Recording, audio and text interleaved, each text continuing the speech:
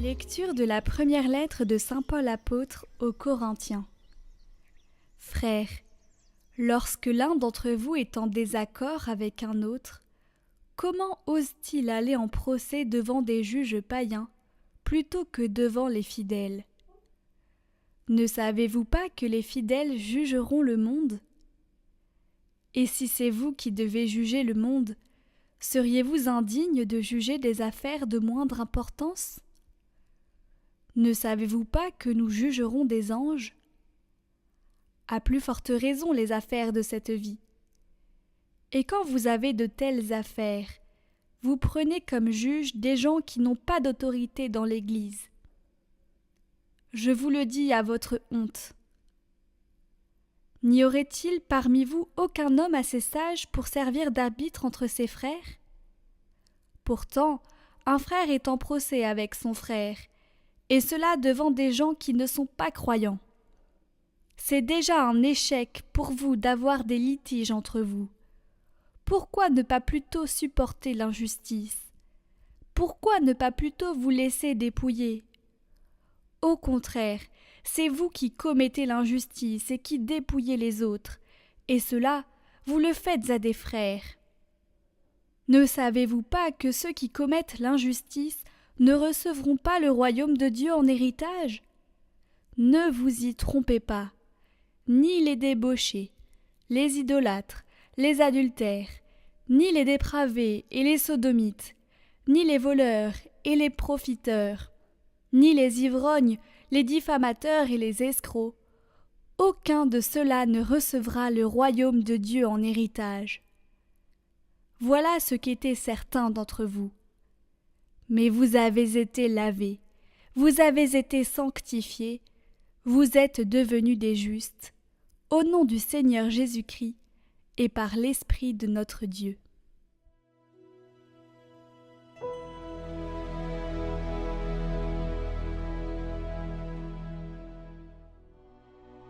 Le Seigneur aime son peuple. Chantez au Seigneur un chant nouveau. Louez-le dans l'assemblée de ses fidèles. En Israël, joie pour son Créateur. Dans Sion, allégresse pour son roi. Dansez à la louange de son nom. Jouez pour lui tambourins et cithars. Car le Seigneur aime son peuple. Il donne aux humbles l'éclat de la victoire. Que les fidèles exultent glorieux, criant leur joie à l'heure du triomphe. Qu'ils proclament les éloges de Dieu. C'est la fierté de ses fidèles.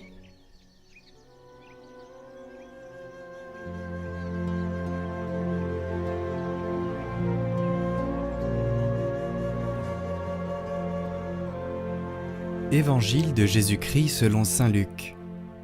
En ces jours-là, Jésus s'en alla dans la montagne pour prier, et il passa toute la nuit à prier Dieu. Le jour venu, il appela ses disciples et en choisit 12, auxquels il donna le nom d'apôtres. Simon, auquel il donna le nom de Pierre, André son frère, Jacques, Jean, Philippe, Barthélemy, Matthieu, Thomas, Jacques fils d'Alphée, Simon appelé le Zélote, Jude fils de Jacques, et Judas Iscariote, qui devint un traître. Jésus descendit de la montagne avec eux et s'arrêta sur un terrain plat. Il y avait là un grand nombre de ses disciples, et une grande multitude de gens, venus de toute la Judée, de Jérusalem et du littoral de Tyr et de Sidon. Ils étaient venus l'entendre et se faire guérir de leur maladie. Ceux qui étaient tourmentés par des esprits impurs retrouvaient la santé. Et toute la foule cherchait à le toucher, parce qu'une force sortait de lui et les guérissait tous.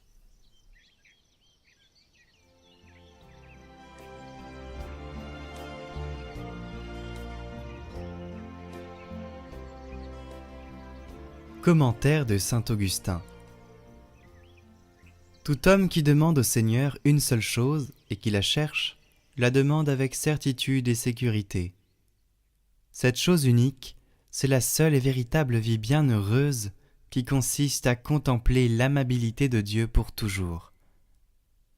quand nous serons devenus immortels de corps et d'esprit.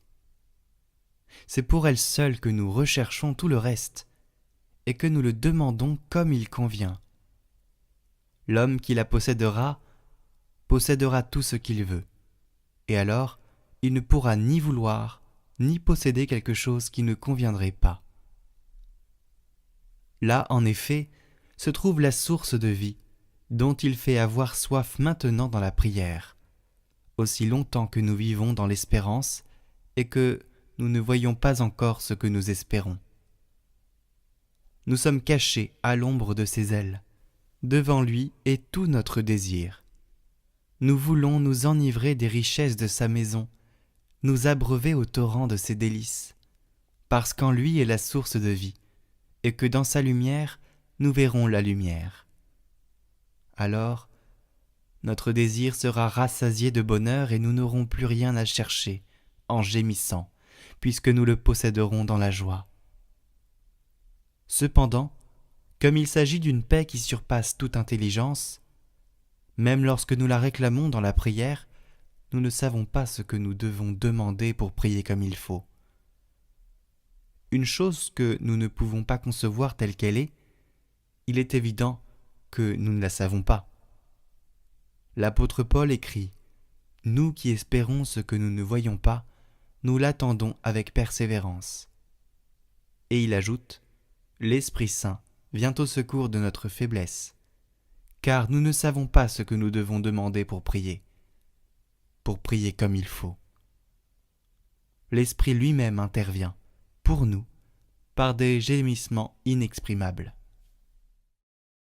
Envoyé par le Père, tu viens nous visiter, tu fais de nous des frères, peuple de baptisés.